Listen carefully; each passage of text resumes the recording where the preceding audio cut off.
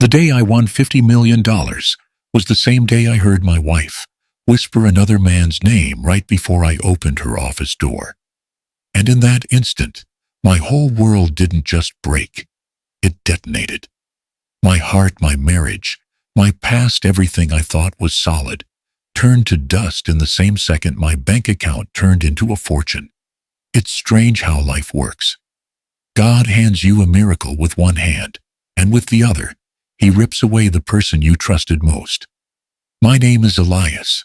I'm 60 years old.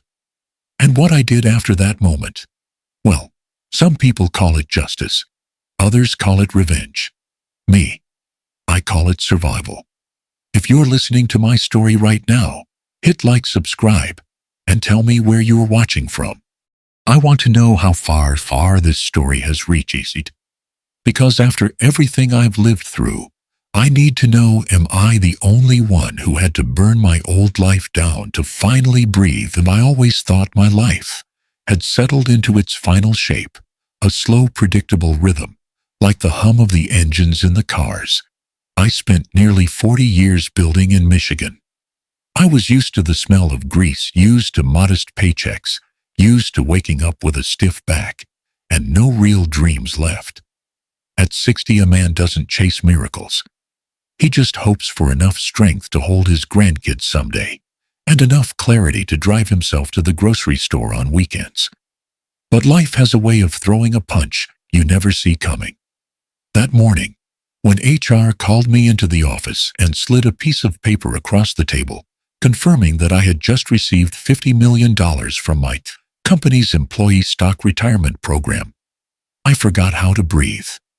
I thought they'd mixed up names. I thought it was a prank. But it wasn't. It was real. A number so huge, so impossible for a man like me, it made my hands shake like a kid seeing the ocean for the first time. $50 million for someone like me. God knows how it happened. I stood outside in the parking lot for a long time, the Detroit wind cutting across my face, but I barely felt it. All I could think about was Margaret, my wife of 28 years. The woman who always told me, as long as we have each other, money doesn't matter. The woman I poured my entire life into, my patience, my years, my better days. I wanted to see her face when I told her. I wanted to hand her this miracle before she walked into her morning board meeting at the nonprofit she ran. I wanted just once to be the source of something extraordinary in her life. I drove across the city with a heart pounding like I hadn't felt since I was 20. When I stepped into her building, papers still clutched in my hand like a trophy, I felt like maybe, just maybe, our luck had finally changed. I walked down the third-floor hallway, the same hallway I'd walked dozens of times. But today, every step felt like it was echoing through my future. I reached the door to Margaret's office, just as I heard her voice through the slight crack, enough for every word to spill out. And the first sentence didn't just hurt. It broke something inside me. "He's old, Rick," Margaret said. Calm. Cold. "I've carried that dead weight long enough. It's time I lived my life." I froze. My heart slipped out of place then. A younger man's voice, "Rick." Someone I'd seen at fundraisers, answered. "So when do we move forward?" Margaret laughed a laugh I didn't recognize at all. "As soon as Elias gets his full retirement payout this month. Then I'll file for divorce. And with the documents I have, I can take the house." He signed without even reading. There was the soft sound of footsteps, bodies close. He can't fight it. He's too tired, too trusting. Rick chuckled. "Does he suspect anything?" Margaret exhaled sharply, almost amused. "Elias trusts me so blindly. If I told him the sun rises in the west, he'd nod." I stepped back, hitting the wall behind me. No pain, just emptiness. I looked at my hand, still gripping the paper, the one confirming $50 million. A minute ago, it felt like a miracle. Now, it was just a flimsy sheet trembling in the hand of a fool. Then Margaret said one last sentence, one that finished the job. "He thinks he's found light at the end of his life. How pathetic. I'll turn it off before he ever reaches it." I swallowed hard, my throat burning. And in that silent hallway with the life I knew collapsing around me, I finally understood. All my happiness had been a house built on ice, and this morning, the ground melted beneath my feet. I drove back to Grand Rapids, with both hands gripping the steering wheel so tightly, the bones in my fingers ached. The sun was hanging low, bleeding orange across the highway, but all I saw was the cracked reflection of myself in Margaret's office window, an old man holding a miracle in one hand and a betrayal in the other. $50 million, 28 years of marriage, and one truth I couldn't unhear. I rehearsed 100 ways I could confront her. I imagined slamming the office door open. I imagined throwing the papers on her desk and watching her face fall. I imagined Rick stumbling out of the shadows like a guilty kid caught breaking into the liquor cabinet. But reality isn't a movie.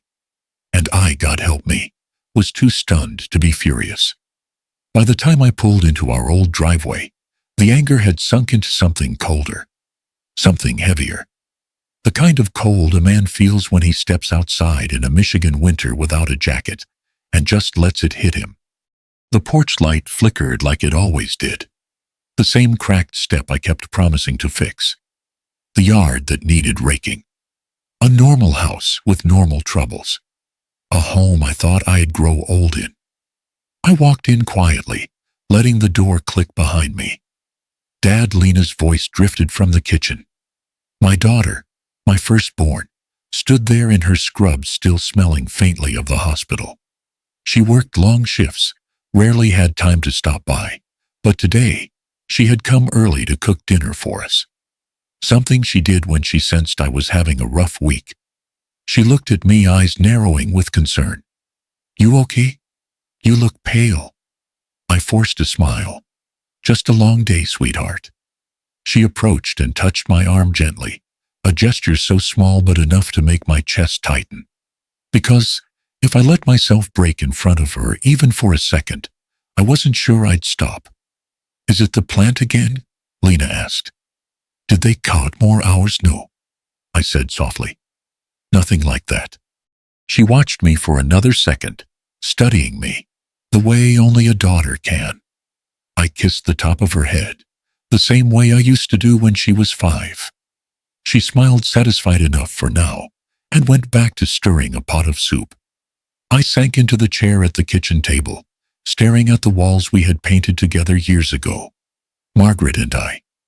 It was a Saturday in June, the kind of day where the world smelled like cut grass and sunscreen. She had chosen the color, soft sage green. Said it made the house feel calm, grounded. I used to think that woman was the center of gravity I orbited around. But memories lie. They only show you what you want to remember. As Lena hummed softly while cooking, I let my mind drift back over nearly 3 decades.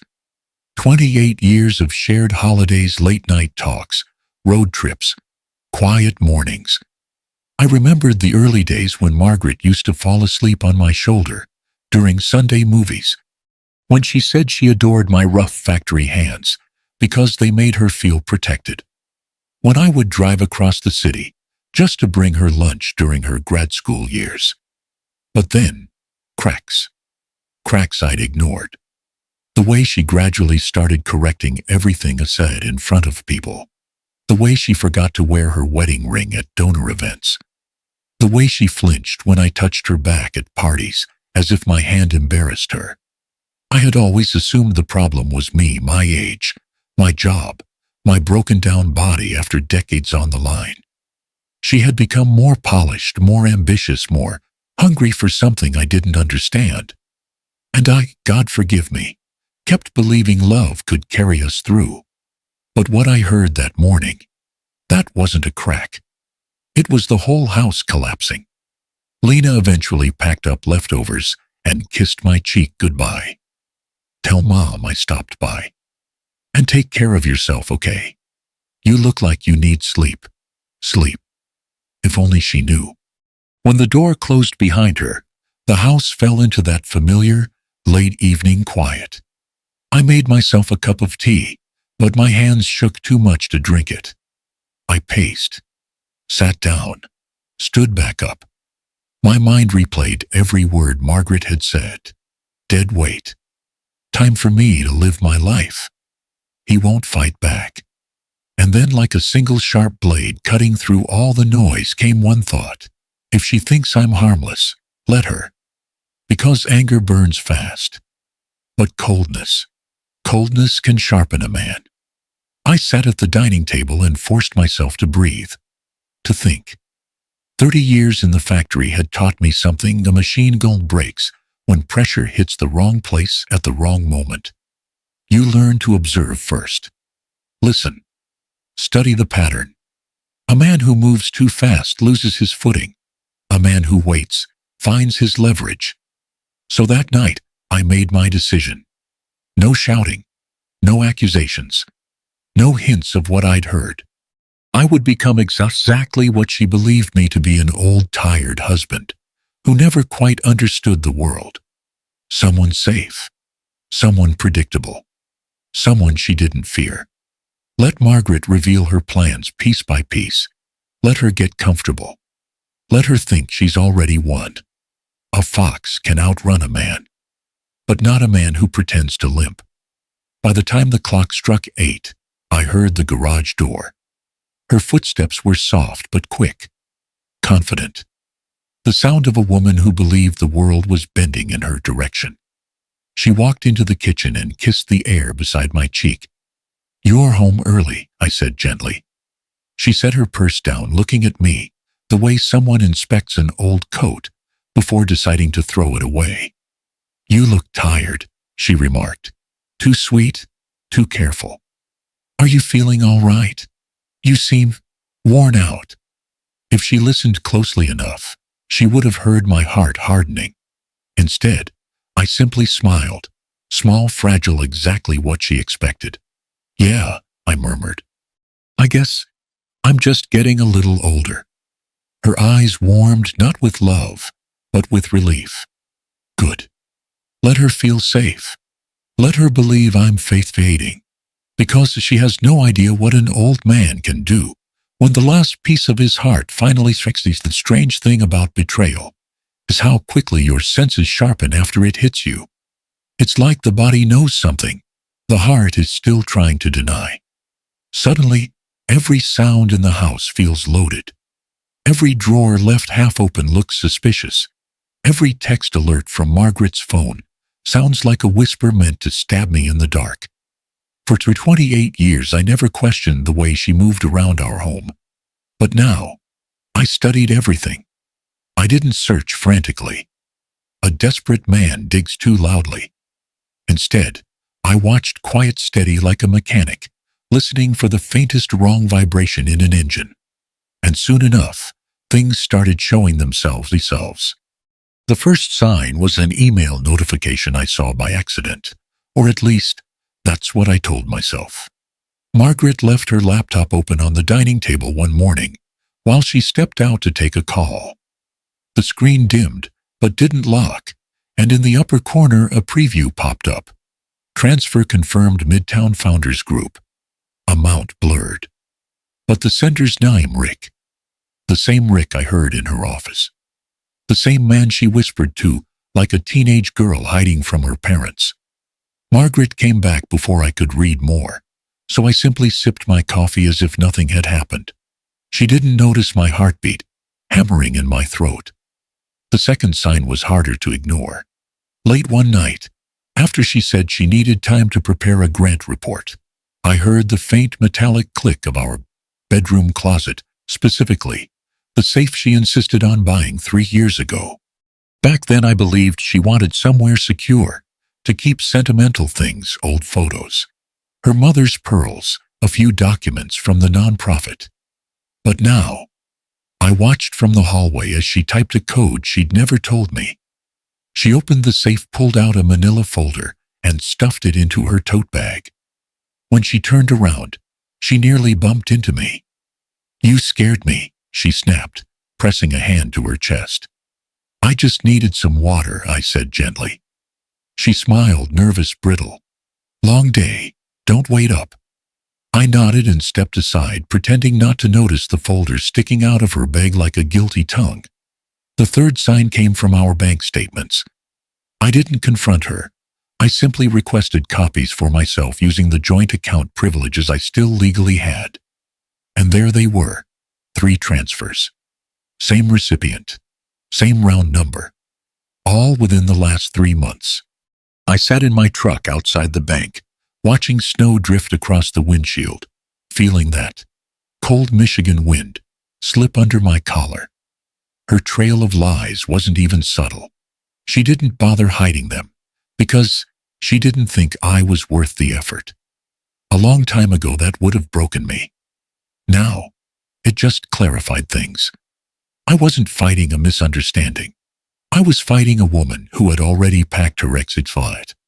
That night, after Margaret left for an overnight leadership retreat, I turned off every light in the house, except the lamp above the old armchair. I sat down with my phone and scrolled through the contacts until I reached a number I hadn't dialed in years: Richard Holloway. Not just any lawyer.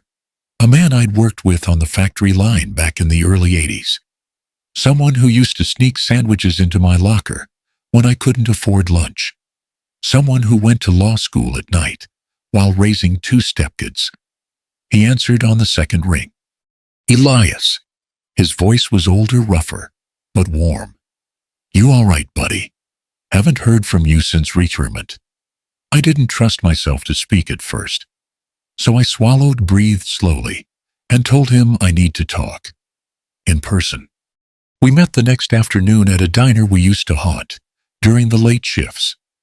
The waitress recognized him instantly, but when she looked at me, she blinked twice, trying to match the man. I am with the young guy, she remembered. Richard ordered coffee black. I ordered tea, though it tasted like nothing on my tongue. He waited until the waitress walked away before leaning forward. You look like hell, Elias. What happened? So I told him. Not the emotions, not the heartbreak. Just the facts.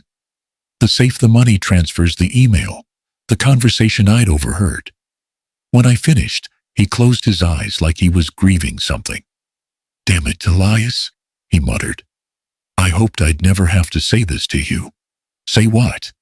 That woman is preparing to gut you alive. He didn't sugarcoat it. He never had. She's lining up assets, repositioning accounts, and hiding documents. That's not fear. That's strategy. Ruthlessly strategy. I stared down at my hands, hands that built thousands of engines, hands that once held Margaret's back as she fell asleep. Richard lowered his voice. I'll tell you what I tell every man your age who walks into my office shaking. Don't give her a hint that you know. Not yet. You confront her too early. She'll slam every financial door shut. She'll paint you as unstable, confused, hell, maybe even mentally unfit. Judges, listen to that. I felt something twist deep inside. Why would she go that far? He didn't blink. Because divorce turns good people into wolves, Elias. And from what you're describing, she stopped being a good person a long time ago. His words landed with the weight of truth I didn't want, but desperately needed. What do I do? I asked quietly. Richard tapped the table 3 times, like marking each point on a map. First, protect your money. Open a separate account. Don't put your name on anything she can reach. He tapped again. Second, secure the house and your retirement benefits. If you can prove mismanagement or concealment on her part, you'll have leverage. He tapped a final time. And third, hell, Elias, keep your dignity. Don't become the angry, broken man she expects you to be. Judges see through that. So will your daughter. I nodded slowly. 3 goals. Clear, straight lines in a world that suddenly felt twisted. When we parted ways in the parking lot, Richard squeezed my shoulder. She's going to be cruel, Elias. Prepare for that. And remember, you're not the weak one here. You're the one who knows the truth. That night, Margaret stayed somewhere else again. I didn't ask where. Instead, I went into the garage, reached for the old metal safe I kept hidden behind a stack of winter tires, and spun the dial with steady fingers. The hinges groaned when it opened, just like they always had. Inside was the packet HR had given me, the one confirming my payout after taxes, $50 million. It lay there quietly, like a small sleeping animal. Something precious. Something mine. I lifted the paper, ran my thumb across the embossed seal, and whispered into the dim cold air, "Don't worry. I won't let anybody lay a finger on you." Grand Rapids was still half asleep when I pulled into the parking lot of Rust Belt Components, my old factory, my second home for nearly 4 decades. The building looked the same as it always had, steel brick and memories baked into every window pane. But stepping out of my truck that morning, I felt like a ghost walking back through a life he'd already left behind. I hadn't planned on returning so soon after retirement. HR had mailed most of my paperwork already, but they'd called yesterday, asking me to stop by for additional forms. The word additional hung in my mind like a brick. Companies like Rust Belt didn't do additional. They barely did mandatory. Something was off. Inside, the usual sounds greeted me: machines humming, forklifts, buzzing, men shouting jokes over the noise. But as I headed toward HR, a few of the guys gave me looks I couldn't quite read. Concern, maybe. Or sympathy. Word travels fast in factory towns. Maybe Margaret's shift in behavior had leaked out somehow. Linda, the HR secretary, waved me into her cubicle. "Morning, Elias. Didn't expect to see you again so soon." "Didn't expect to be back," I said with a chuckle. I didn't feel. She rifled through a stack of folders. "We need your signature on a few final documents for your defined benefit payout. But, before we do that," something came up. The way she said it made my stomach tighten. "What kind of something?" She turned toward her screen, cheeks tightening in discomfort. "Well, 3 months ago, someone submitted a request to change the beneficiary on your retirement account. For a few seconds, I didn't hear the machines outside, or Linda, or anything else. I only heard the faint echo of Margaret's voice from that damn office. He won't fight back. He's too trusting." I forced myself to breathe. "Who submitted it?" Linda shook her head. "The request was flagged as suspicious almost immediately. The handwriting didn't match yours, and they used an outdated address. We shut it down right away." "Do you have the document?" "Not with me. It's in internal compliance now." "Can I see it?" Linda hesitated, HR protocol tightening around her like a leash. "I'm not supposed to give employees copies of fraudulent submissions, but I can ask someone higher up." That someone turned out to be Sheila Whitlock, Rust Belt's head accountant. I hadn't expected to see her again. Sheila was one of those women who carried her life in the set of her shoulders, straight, firm, unbroken. She'd survived a bitter divorce 15 years ago, and anyone who knew her also knew she had a radar for liars and manipulators. When she walked into the office, she gave me one look and said, "Who messed with your paperwork?" "Always straight to the point, Sheila." I nodded in greeting. I wasn't sure there was a problem until today.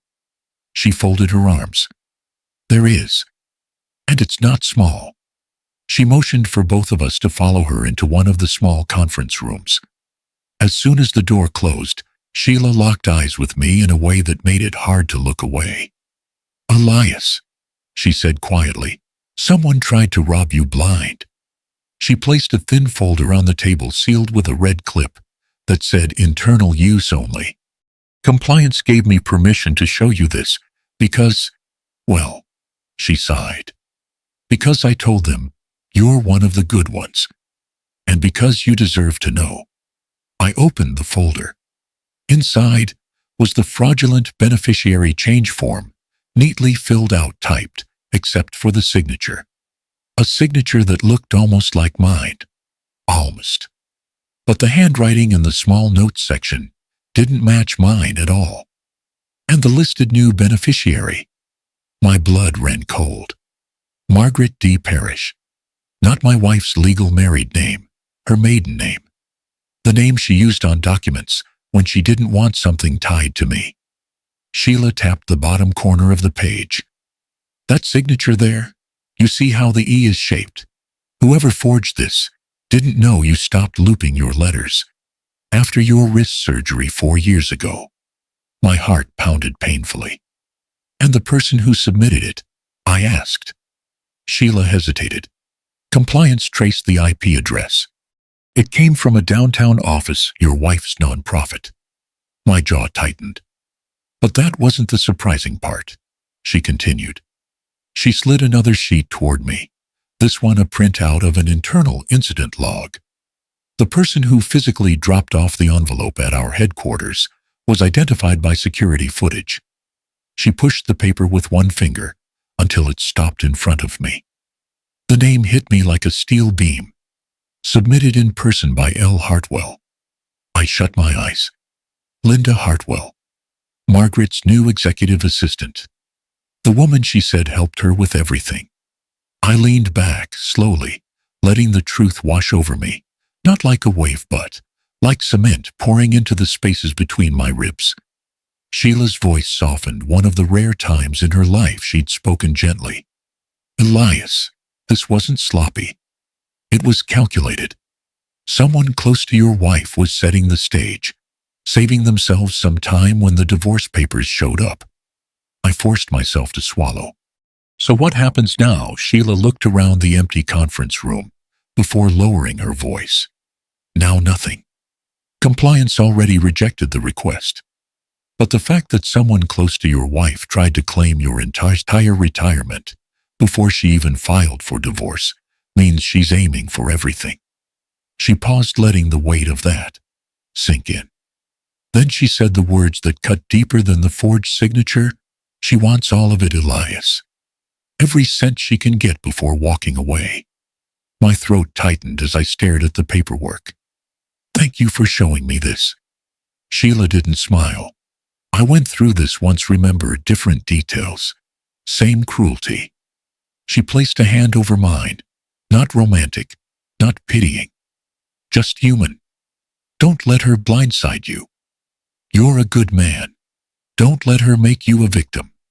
I nodded slowly, feeling every year of my age settle in my bones, but also something else rising beneath it. A steadiness. A clarity. A heat that felt sharper than anger.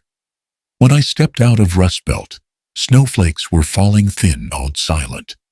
I walked to my truck, climbed in, and closed the door. My hands shook as I held the folder.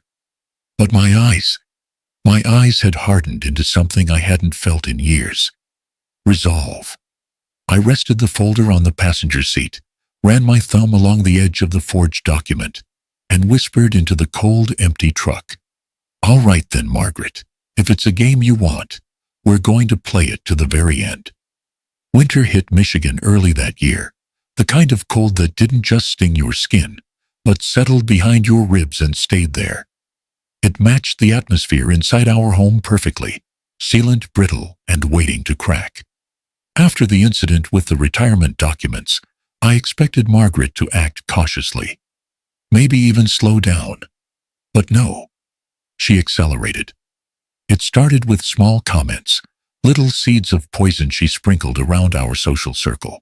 I heard them secondhand through neighbors, through Lena, even through the pastor at our old church. Elias hasn't been himself lately. He gets confused. I worry about his memory. You know how age is. Age. She said the word like it was a diagnosis. I'd spent my entire life working with machines precise enough to slice a finger off if you lost focus for a second. But suddenly I was forgetful. Disoriented. Depressed. She painted me as a man sliding downhill mentally, and she did it with the same smile she'd once used to charm donors.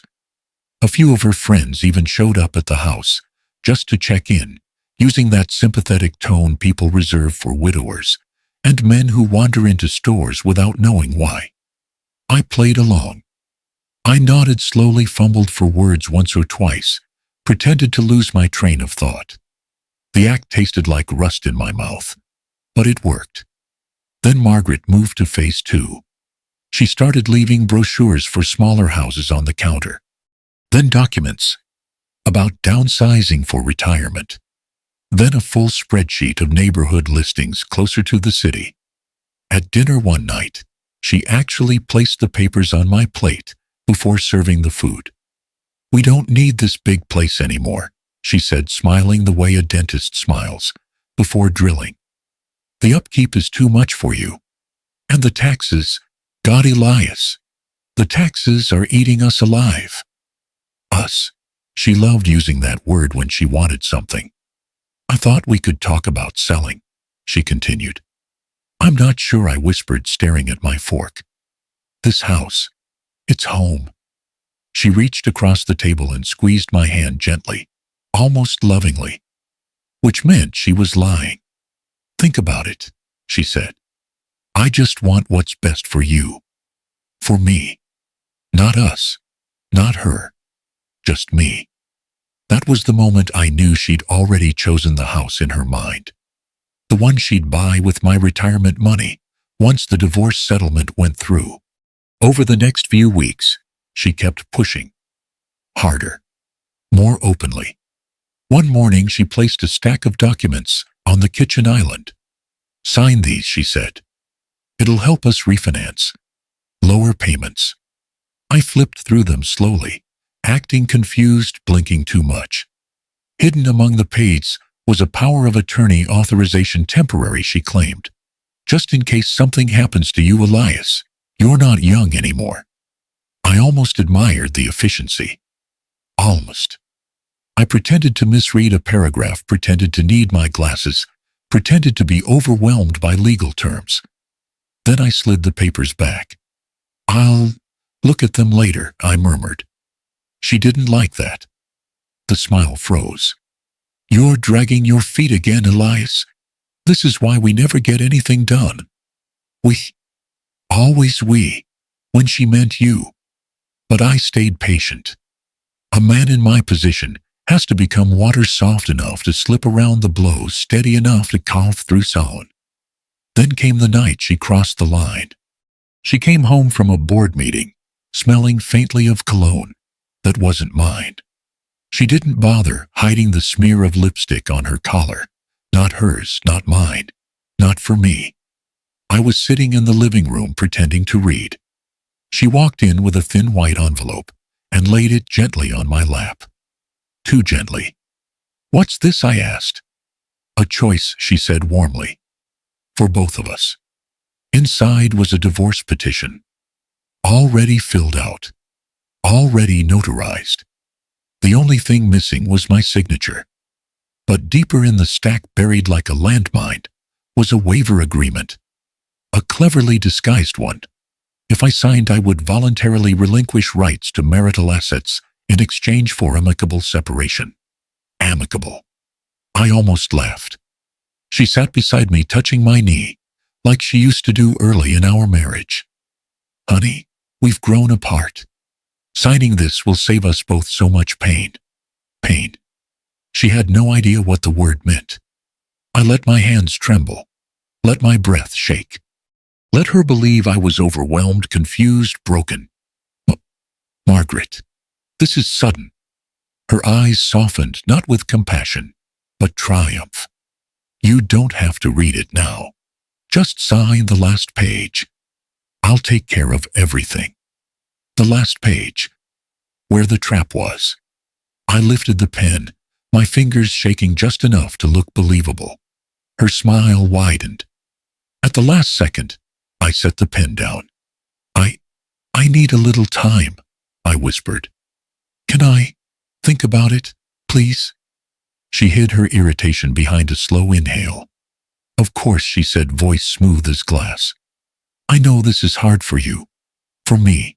Always for me." She kissed my forehead like I was a dying patient and walked upstairs. I stayed in the living room long after the house went quiet, staring at the envelope on the coffee table. My heartbeat felt like a ticking clock. At nearly midnight, I walked to the bathroom, turned on the dim light above the mirror, and looked at myself. A 60-year-old man stared back. Lines deeper than last year, eyes darker, mouth tight.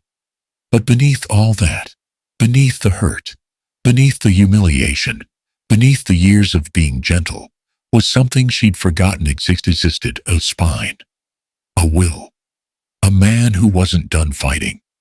I leaned closer to the mirror and whispered to the reflection, to the man I'd nearly buried under these decades of compromise: Elias, don't you crumble. Not now. Not after everything. I placed my palms on the cold sink, straightened my back, and said it louder. It's time to fight back. The morning after I stared myself down in the bathroom mirror, something in me shifted quietly, but irreversibly. For weeks, I had walked around like a man drowning in slow motion, but now the water receded and the ground beneath my feet hardened. I wasn't healed. I wasn't whole. But I was awake. And when a man wakes up at 60, truly wakes up, he becomes dangerous in a way no one expects. I started small. A mechanic doesn't tear an engine apart without first listening to it. Same rule applies to a collapsing marriage. My first step was legal and perfectly within my rights. I bought 2 tiny audio recorders, both the size of a thumb, both legal in Michigan, as long as I was the owner of the property where they were placed. I slipped one beneath the driver's seat of my truck, the truck only I used. The second I kept in my coat pocket so I could activate it discreetly when needed. Not for revenge, not even for anger, but for truth. Truth, after all, is the only currency a man in my position can still control. Then came the digital work. I wasn't a tech expert, but nearly 40 years around, machines teaches a mom patience and precision. And Sheila, God bless her, became my unofficial tutor.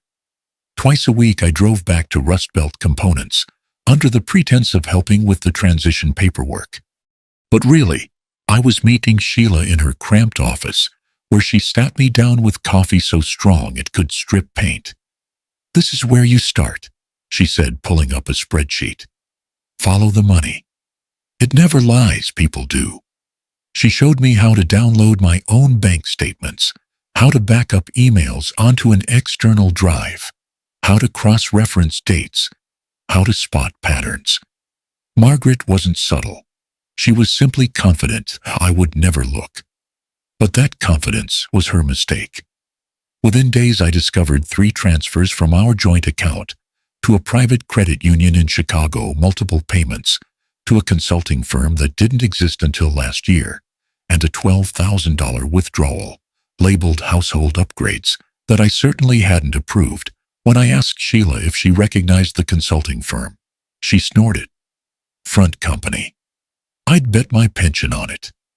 Her certainty steadied me. Week by week, I built a digital archive, dates, screenshots, PDFs, transaction logs.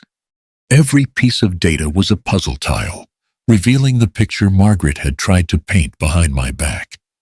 But data alone wasn't enough. I needed context. I needed proof. I needed Margaret's voice. Meanwhile, the tension at home thickened like fog over Lake Michigan. Margaret became more impatient, more condescending, more reckless in her confidence. She started taking calls in the yard, whispering through clenched teeth. She left earlier, came home later. She completely stopped touching me, even performatively. But the person most affected by the growing distance wasn't me. It was Lena. She visited more often than usual, sometimes without warning, sometimes with a bag of groceries she insisted we needed.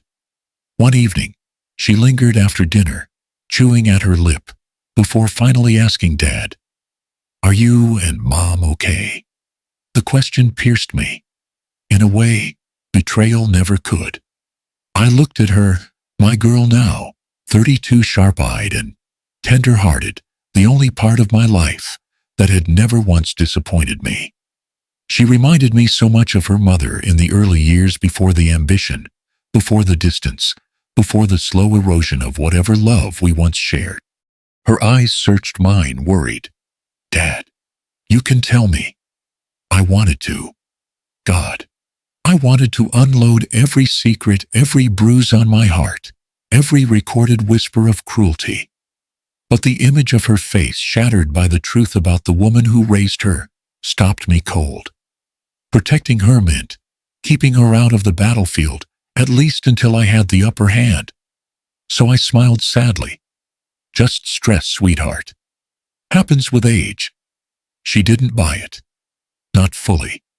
But she let it go, pressing my hand. "Please take care of yourself. Promise me." "I promise." The lie tasted bitter, but it kept her safe. One night around 10 p.m., Margaret walked into the house talking loudly on the phone, forgetting or not caring that I was sitting in the den, pretending to nap. The cold air rushed in behind her as she kicked off her heels and paced across the hardwood floor. I slid my hand into my coat pocket and pressed the tiny recorder. Her voice floated in from the hallway, sharp and impatient. "Yes, Rick. I know. I know." A pause. "No, he hasn't signed yet. He's dragging his feet again." My heartbeat slowed, not sped up, slowed, like my entire body was tuning itself to receive every word. She walked into the living room, but didn't notice me in the dim light. "I'm telling you," she hissed into the phone, "he's close.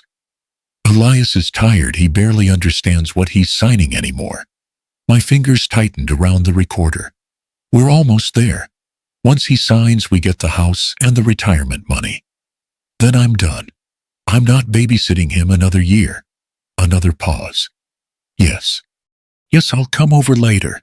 Just keep the champagne cold."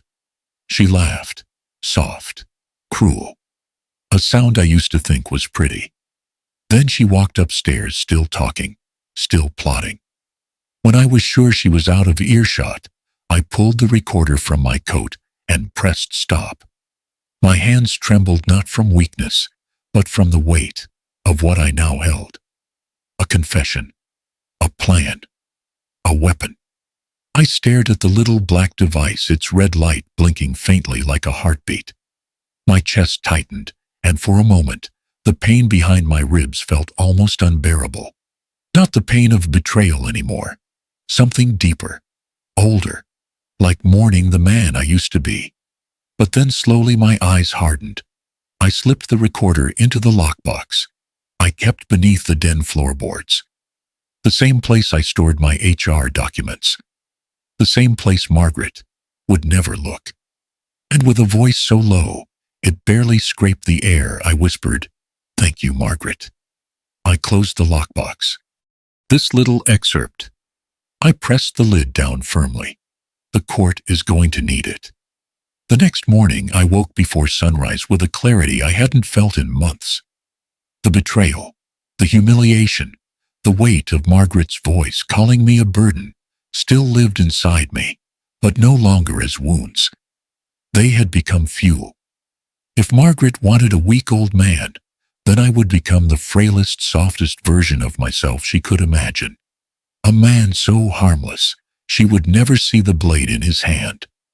And so I bought flowers, not expensive ones that would draw suspicion. A simple bouquet from the corner market. Sunflowers, the kind she used to like before she traded simplicity for prestige. I pressed my shirt, polished my shoes, and drove to the nonprofit headquarters where she worked. My palms sweated the entire way, not from fear, but from the shame of having to crawl after being kicked. Even pretending to worship someone who despised me felt like acid on the tongue. But sometimes dignity must be bent, so it can survive later. When I arrived, her assistant looked startled. She knew the rumors Margaret had been spreading about my mental decline, my confusion, my paranoia. She probably expected me to show up screaming or crying. Instead, I smiled gently. "I'm just here to apologize to my wife," I whispered. The assistant softened instantly.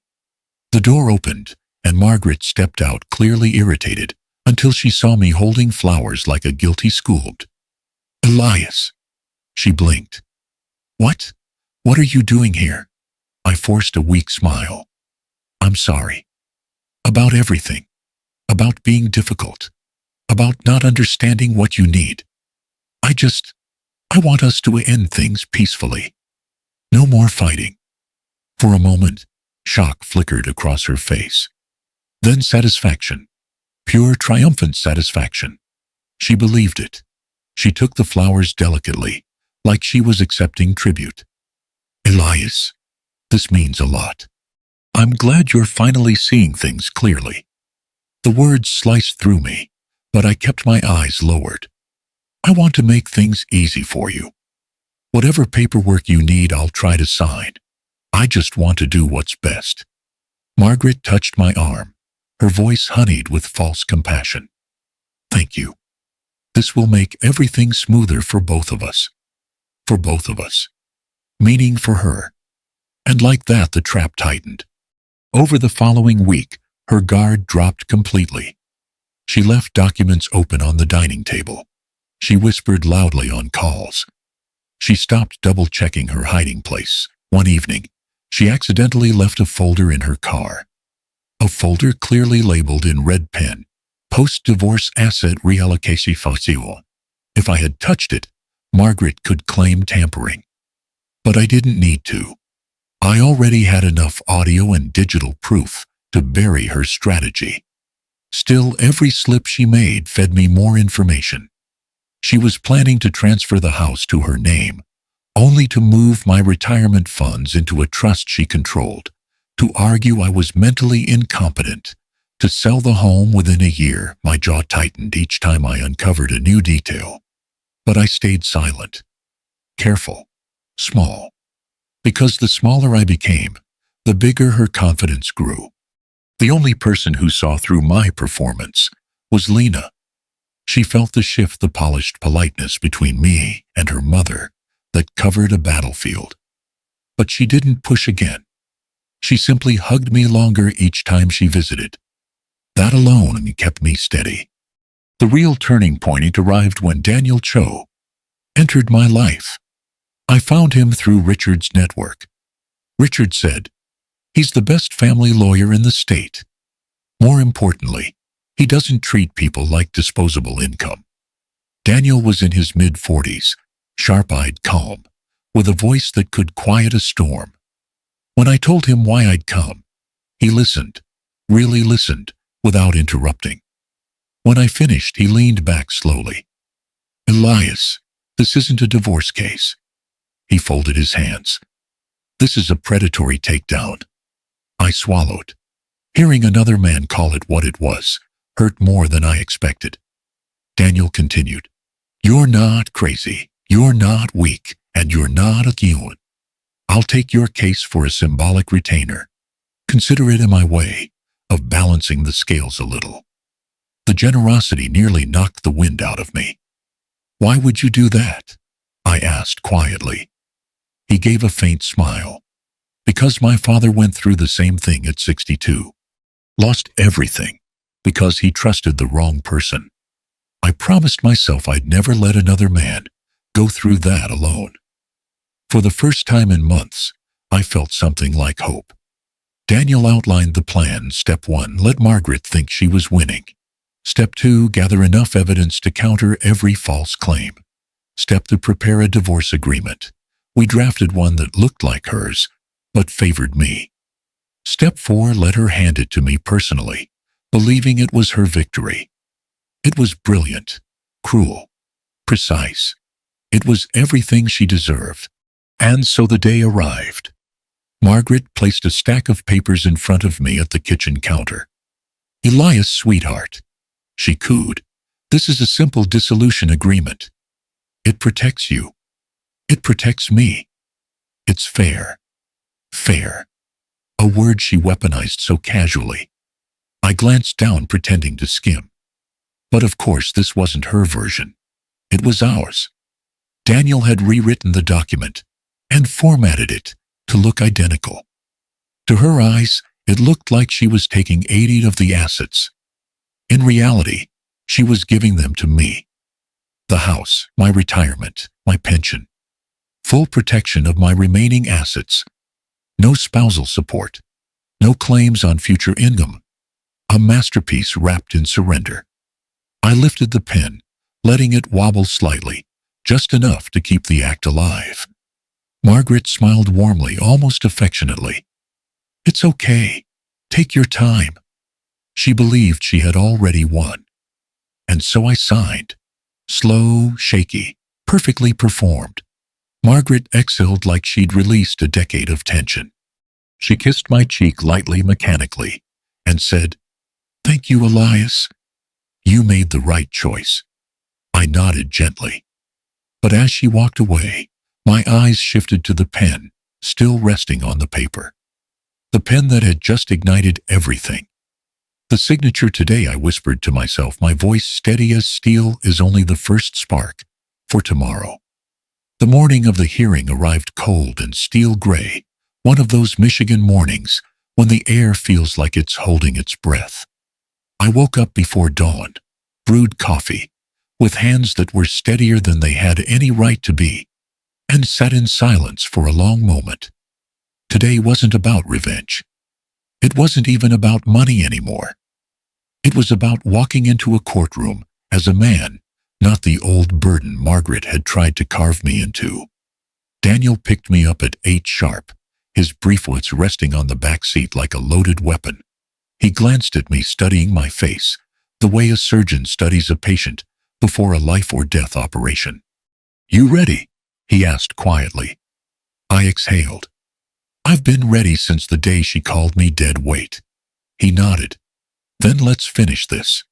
Margaret arrived early, dressed in flawless charcoal gray, her hair immaculate, her posture perfectly curated for sympathy. She even dabbed her eyes before stepping through the courtroom doors, dry tears manufactured for effect. Her young lover, Evan, hovered behind her, clearly coached to play the part of the supportive friend. He didn't look me in the eye. The moment she spotted me, Margaret lifted her chin the same way she used to when she wanted to signal moral superiority. "Elias," she said softly, "I hope today can stay civil. I don't want this to be painful." I looked at her for a long moment before answering. Painful was already handled months ago. Daniel touched my elbow lightly, a reminder, calm is your sharpest weapon.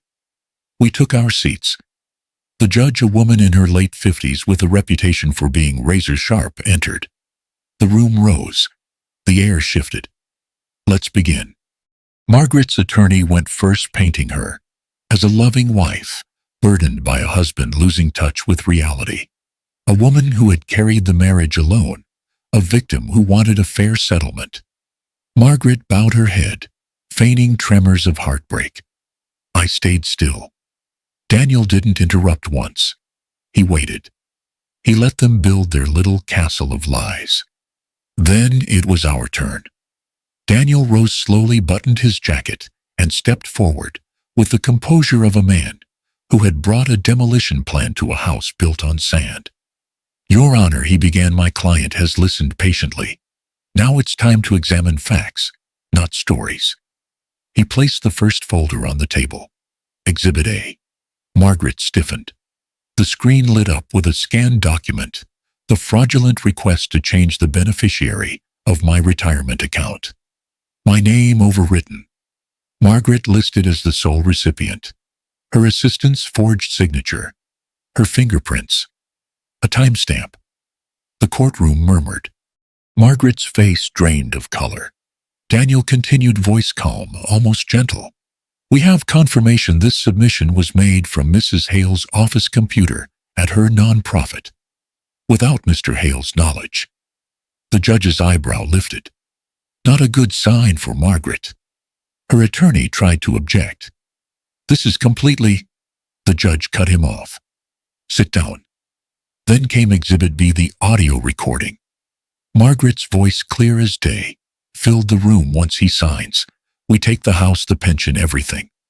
I've carried that old man long enough." Every word landed like a hammer. Evan's head snapped toward her, horrified. He hadn't known she recorded herself this way. Her cruelty unfiltered, her strategy laid bare. The judge's gaze sharpened like a blade. Margaret's composure cracked. Her lower lip quivered, not from acting this time, but from fear. Daniel placed another file on the table. Exhibit C, email correspondence from Mrs. Hale to Murphy Parker, her financial advisor in Chicago. On the screen appeared emails transferring assets to a hidden account, planning to liquidate joint funds, conversations about keeping Elias in the dark, and explicit instructions to move money before divorce proceedings could begin. Margaret's attorney looked like he wanted to disappear. But Daniel wasn't done. He picked up the final file with slow, deliberate care, the way one lifts the final nail in a coffin. And finally, Exhibit D, evidence that funds from the nonprofit Mrs. Hale directs were used for personal expenses and diverted into an unreported account. Margaret gasped a small, strangled sound. The judge leaned forward. "Is this accurate, Mrs. Hale?" Margaret stammered. That's a misunderstanding. Those were legitimate expenses." "Legitimate," Daniel echoed, holding up a receipt. "A weekend in Napa with Mr. Evan Cole." Evan flinched. Cameras in the hallway clicked as they captured the scandal. Within seconds, Evan stood, whispered, I can't do this," and walked out of the courtroom, brushing past reporters flooding the corridor. Margaret reached a trembling hand toward him. He didn't look back. Her facade shattered. The judge inhaled slowly, deeply. "Mrs. Hale, given these findings, the court will require a full forensic audit of your finances and your organization. Today's hearing will determine immediate protective measures regarding Mr. Hale's assets." Margaret's eyes darted wildly between us. No, you don't understand. He's manipulating this. The judge raised a hand. Margaret fell silent. Daniel spoke softly, almost sympathetically, as he laid down the paperwork. "My client is simply a man who wanted peace. He signed what he believed was a fair agreement. But fairness requires truth, and Mrs. Hale has provided none." The judge reviewed the agreement, the one Daniel crafted, the one Margaret handed me, with such pride. "Bedoy. Hale retains the home, all retirement accounts, and any associated benefits. Mrs. Hale waives any claim to spousal support." Margaret's jaw dropped. She looked at the paper as if seeing it for the first time. "You tricked me," she whispered, voice trembling. Daniel tapped the document lightly. "No, Mrs. Hale. You handed him this yourself." A long silence followed, broken only by a soft sound. I hadn't expected my own exhale. For the first time in a long time, I felt light. The judge finalized the ruling. Reporters surged outside. Margaret's phone buzzed nonstop, donors retreating, board members panicking, her world collapsing with every message. I rose slowly, steady on my feet. Margaret looked up at me, eyes full of a new expression, one I had never seen on her face.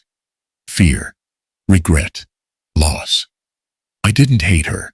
I didn't want her destroyed. But the truth had to stand. I stepped closer, just enough for only her to hear me. "I once loved you," I whispered. "But I don't owe you a single tear anymore." Then I turned and walked away. The first morning after the court ruling, I woke up in a small rental loft overlooking the Grand River. No marble countertops, no designer furniture, just a clean kitchen, a second-hand couch, and quiet. For the first time in years, quiet actually felt good. I poured myself a cup of coffee, opened the window, and let the cold Michigan air wash over me. It smelled like winter steel and pine bark, the kind of air that reminds you you're still alive, even after the world tries to bury you. My life had been cracked open, but in the cleanest way possible. No more walking on eggshells. No more shrinking myself to make someone else feel taller. No more pretending. I wasn't the man Margaret tried to break. I was the man who survived her. Healing, I learned, isn't dramatic. It's slow. It's ordinary. It's choosing to live again in small, unremarkable ways. Every morning, I started with a walk in Riverside Park. I was out of shape. My knees complained. My breath stuttered in the cold. But there was a strange dignity in hurting for myself instead of hurting for someone else. An old fellow from the neighborhood, Cal, a retired mechanic with a face like worn leather, saw me limping one morning and chuckled, "Buddy, you're walking like a man paying for sins he didn't commit." I smiled. "Maybe I am." Cal thumped my shoulder. "Then walk 'em off. It's never too late." And so I did. I started volunteering at a local support group for laid-off auto workers, men who looked a lot like me, faces carved by machines years into disappointments. At first I just listened. Stories of depression, addiction, families breaking. Too many stories that sounded uncomfortably familiar. Then one afternoon, a man named Joseph 70 Hands, trembling from untreated neuropathy, said, "My wife tells me I'm useless now, says I'm a burden. I should just disappear." Something inside me cracked. I pulled up a chair beside him and said quietly, "You're not a burden. You're a man. A man who worked, sacrificed, carried his family on his back. Don't let anyone take your dignity from you, not even the person sleeping beside you." Joseph looked at me like I had handed him a lifeline. That day I filled out the paperwork to register a foundation.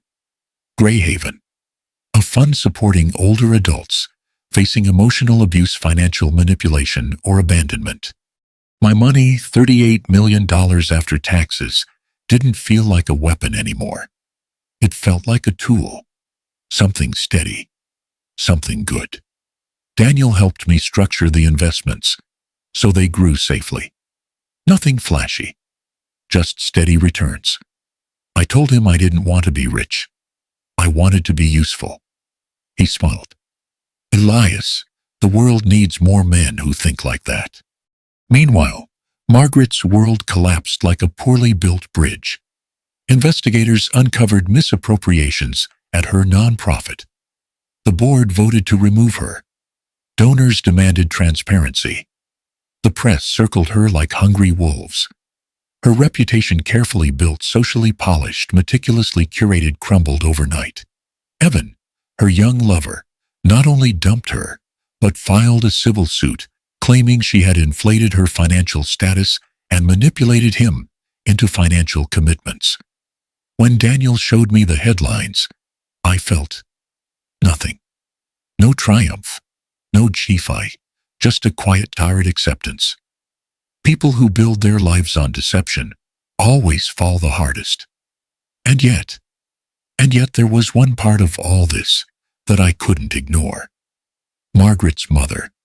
Mrs. Ferguson was 91 and living in a small nursing home in Kalamazoo. Gentle woman, soft voice. She used to knit me scarves during the winters and send handwritten birthday cards even when Margaret forgot. That woman had never harmed me. She had never harmed anyone. Now, with Margaret under investigation and her personal accounts frozen, the nursing home bills were overdue. The director called me privately. "She doesn't know what's happening, Elias. She just keeps asking if you'll visit."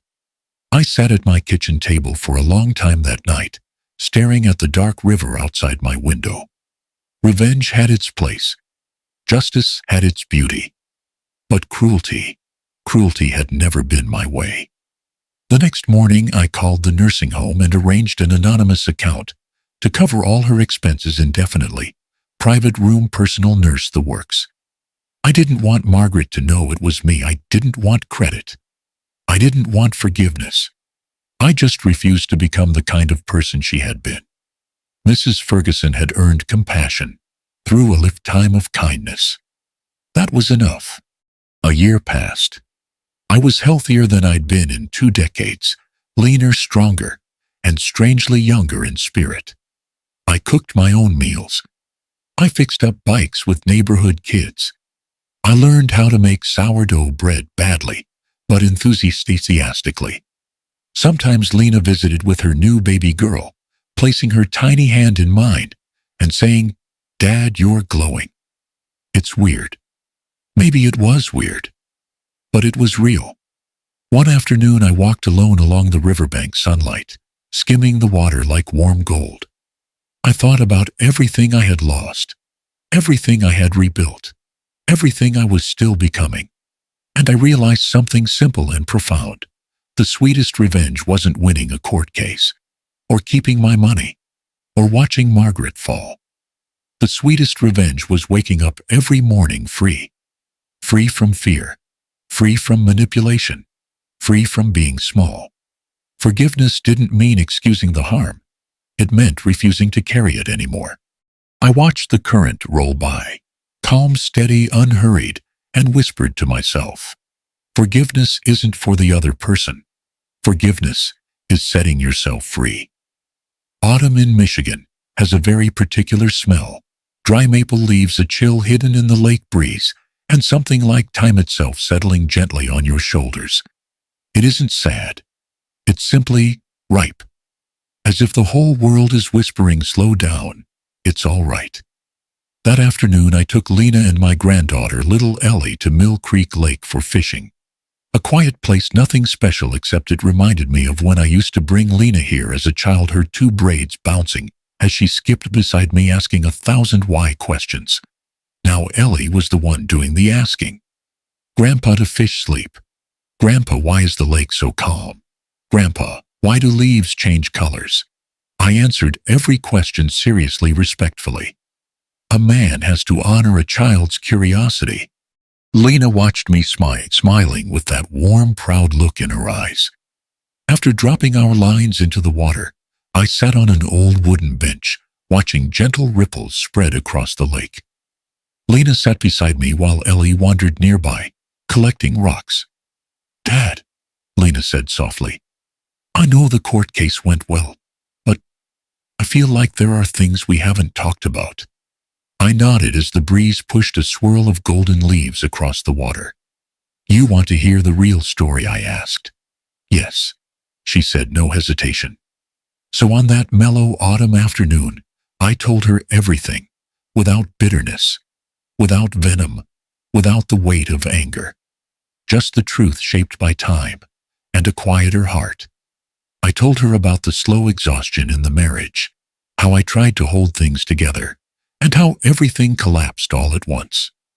I told her about betrayal, about the legal battle, about nights when I felt myself splitting apart.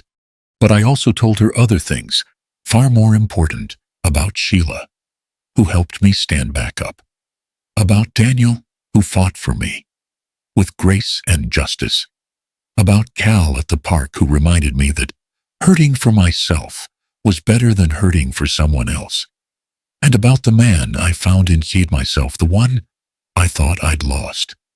When I finished, Lena placed her hand over mine. "Dad, I didn't know you went through so much." Her voice trembled, but didn't break. "I thought you were fading, but you were just standing up in your own way." I smiled. "Sweetheart, I'm not stronger than anyone else. I just didn't want to disappear. Didn't want you or Ellie to look at me and see a man worn down to nothing." Ellie rushed over, then holding a heart-shaped pebble. "Grandpa, I want to throw it in the water." "Of course," I said, lifting her onto my lap. We watched the pebble drop into the lake, sending out wide, soft ripples. A ripple just like the new steadiness inside me, quiet, but strong. Lena leaned her head on my shoulder. "Dad, do you hate Mom?" I looked out at the sky where the clouds drifted gently, like someone letting go of burdens too heavy to keep. "No," I said. "Hate is a fishhook. It gets stuck in your own flesh. The harder you pull, the deeper it cuts." I let it go. Lena exhaled relief, understanding something like peace. I stroked Ellie's hair and spoke partly to them, partly to myself. "You know, getting older isn't the time to endure more. It's the time to stand up for your dignity, for the life you deserve." Lena squeezed my hand. "You did it, Dad." I squeezed back. I know. The sun dipped lower, spilling warm gold over the lake. A soft breeze rolled across the water, carrying the rustle of autumn leaves like a blessing. I stood and walked to the shoreline. Behind me was my old life, painful, broken, but necessary. Before me stretched the still, honest surface of the lake, calm, unpretending, without betrayal. I breathed in deeply. No bitterness, no anger. Just a peace I once thought I'd never feel again. Maybe at last I truly understood. Forgiveness isn't for the other person. Forgiveness is setting yourself free. The wind brushed the lake, and I, once a man broken at 60, stood there finally whole.